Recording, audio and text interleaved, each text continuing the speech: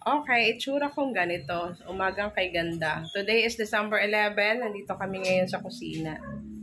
Ayan. At ang aming cook for today, walang iba kundi si Boss Romel. Nasuplado po siya sa personal. Yan. So siya po nagluto. Kasi today ay birthday ni Ate Ami! Ate ng bayan! So alam niyo ba kung ilang taon na si Ate Ami dito? Ilang taon ka na, Ami? Manda na. Dito na tumanda. Ayan, 10 years na po siya sa amin. O, diba? Kaya dyan, kaway-kaway sa mga matagal na.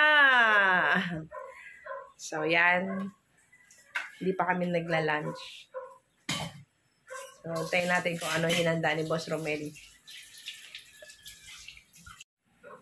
Wow, nagluluto.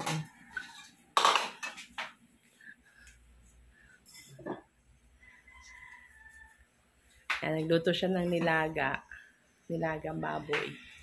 Tapos na. Magic yan eh. Nabilis siyang kumilos eh. Seryoso na yan ah.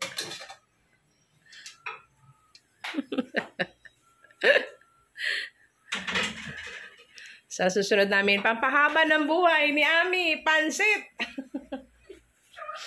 So, ayan naman. Siya naman nakatoka sa lumpia. Paborito nila yung mga hinanda ngayon eh.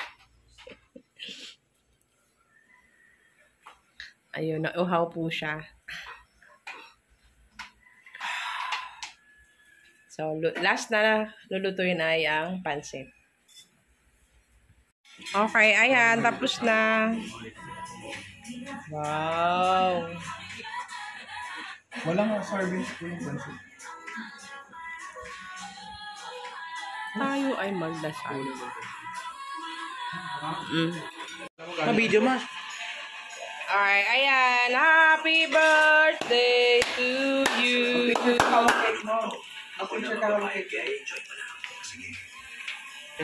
Kung sa labas mag-picture pa.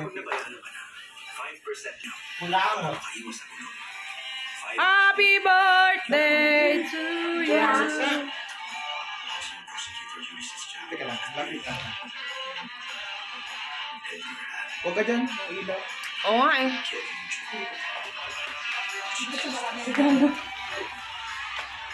Ganito cellphone ko. Ngayong bakasyon nyo,